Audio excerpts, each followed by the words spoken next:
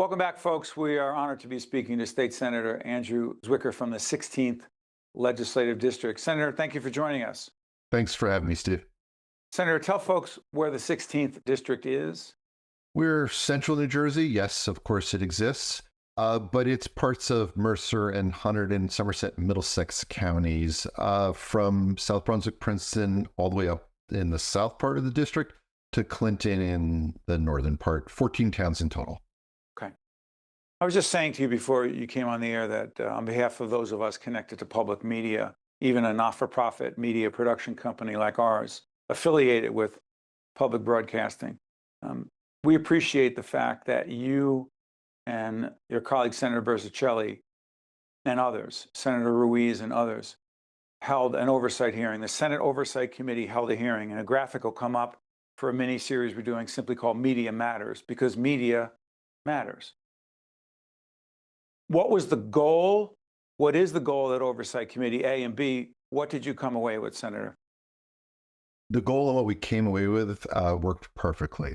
The goal was to highlight the issue because, as you know well, but people across not just my district, but across the state know well, public broadcasting is a part of our daily lives. It's a part of our childhood, certainly.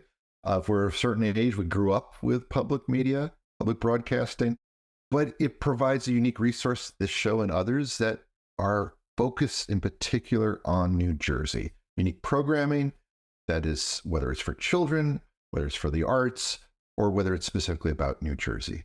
The financial pressures that it has been under are not unique to New Jersey. It's happening nationally. There's been federal pressures, state pressure. The point of the Oversight Committee was to, and I'm the chair of the Oversight Committee, so I worked hand in hand with Senator Berzicelli in particular on this topic.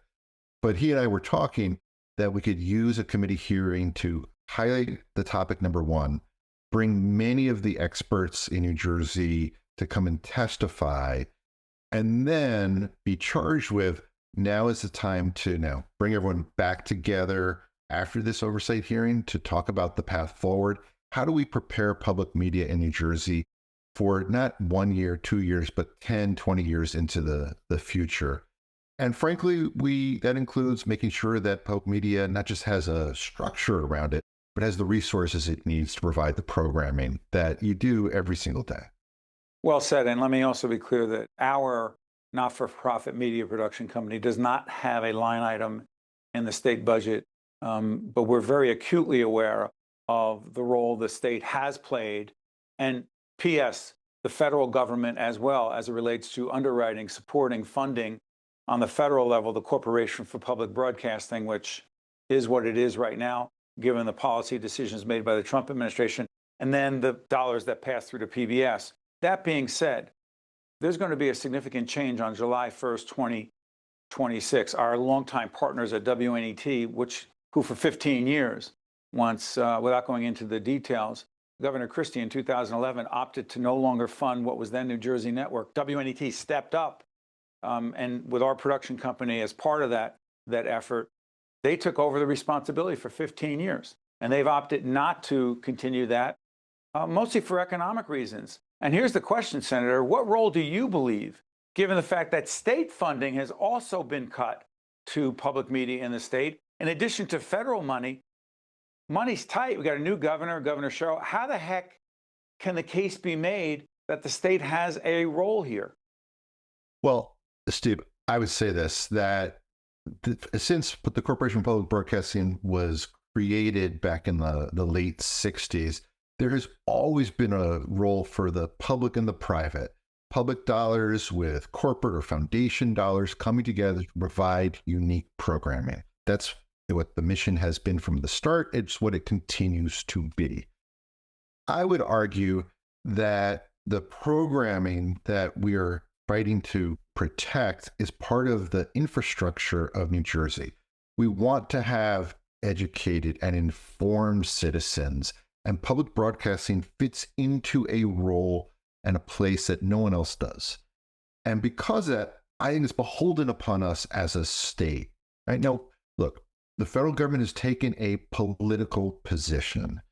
The pressure of the state was, in my opinion, inadvertent. It wasn't based upon politics, but money was cut in the last state budget.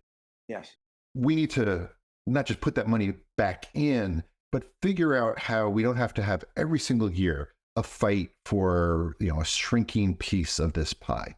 The way to do that is you leverage state dollars with private and philanthropic dollars to create the ecosystem that is public broadcasting. One more quick question, then we'll move to a couple of other issues. So people say, hey, wait, I don't need public broadcasting. I get my information on my phone. I'm on Instagram. I'm on Facebook. I'm on TikTok. And they know what I want. So they give me what I want. They figured out the algorithm. So what's this thing with public media? You say, Senator?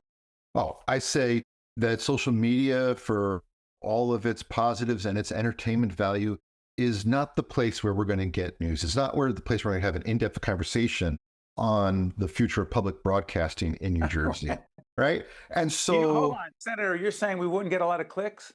I'm counting on you to get us the clicks, right? Your popularity. Yeah, we don't want to go there to try to get clicks because that's the wrong direction. But go ahead, Senator. Right. The reality is that social media wants us to have these 10-second, 15-second little sound bites, and here comes AI talking robots. I get it.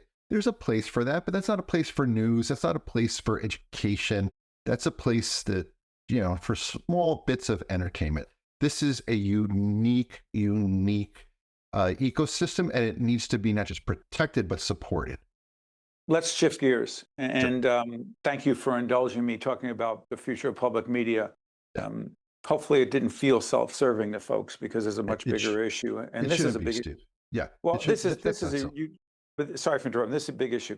By way of background, your professional background is non-politics. It's in what, Senator? Physics. That? Why I'm working on alternative advanced forms of nuclear energy when I'm not in the legislature. You too? Me too. Yeah. No, I'm joking. Aren't we all? Stop. Hold on. Do this for us. In reading about the work you're doing, you're very involved in a legislative agenda, leading a legislative agenda, community college to career pipeline. What the heck does that mean? So the reality is that when you have some sort of degree, some sort of credential, now for some it's a college degree, for others it's a 2-year community college degree, others may be getting a certification, maybe an apprentice going into the trades, but some sort of certification or degree leads to a good paying job that is going to take you into a career where you can support a family.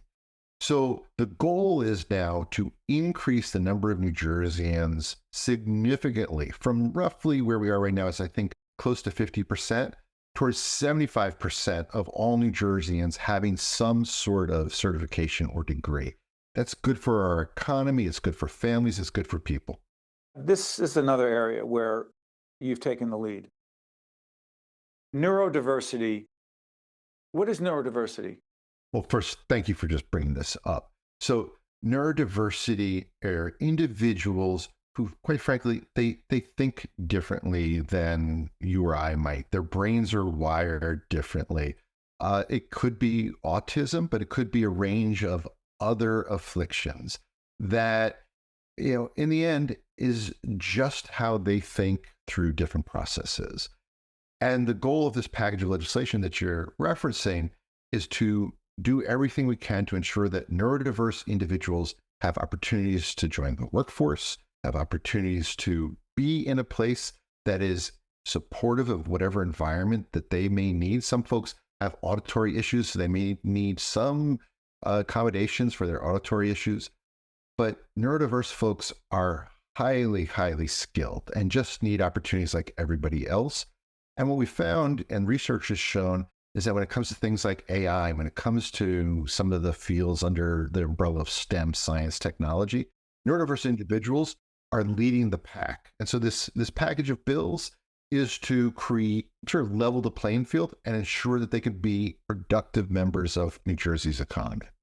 Well said. Got a minute and a half left. A new governor taking office, Governor Mikey Sherrill. What would you say, this is an unfair question, top 2 or 3 agenda items she should focus on together with the state legislature? Senator Zwicker?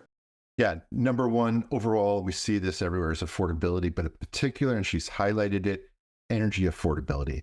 We need a short, medium, and long-term plan so that we have reliable energy, but we have affordable energy. That's number one. Number two, I would say, is we need a strong emphasis on ensuring we have a robust public higher education system. Governor Murphy worked hard on our K through 12 system. Right. I would urge her to focus on our publics. Our 2- and 4-year publics are amazing institutions, but they need some focus over the next few years. Number three? No, what did I say? Higher education housing. Number three has got to be housing. I've got, 20-something-year-old kids. They can't afford to buy a house right now. We've got to do something about what I would say, we call it affordable housing, but really it's housing that is affordable. And we all want the American dream of buying a house. We got to figure out how we can ensure that young people can do that as well. Absolutely. Senator Andrew Zwicker from the 16th Legislative District is also the chair of the Senate Oversight Committee, doing important work on the future of public media, and you heard him talk about a range of other issues. Senator, I cannot thank you enough for joining us. We look forward to future conversations. Thanks for having me, Steve. I'm Steve Adubato. That's Senator Zwicker. We'll see you next time. Think Tank with Steve Adubato is a production of the Caucus Educational Corporation. Funding has been provided by the New Jersey Education Association, Community Food Bank of New Jersey, IBEW Local 102, NJ Best, New Jersey's 529 College Savings Plan, Hackensack Meridian Health, New Jersey Board of Public Utilities, the Turrell Fund, a foundation serving children, Horizon Blue Cross Blue Shield of New Jersey, and by South Jersey Industries. Promotional support provided by ROINJ and by NJ.com. What is your child's dream for the future? Doctor? Teacher? Architect? Whatever they aspire to be, a college education may realize those dreams. And NJ Best can help. It's the college savings plan specifically designed for New Jersey families. Start saving today with as little as $25, because now is the time to invest in their future. To learn about NJ Best 529 College Savings Plan, its investment objectives, risks, and costs, read the program description available at njbest.com.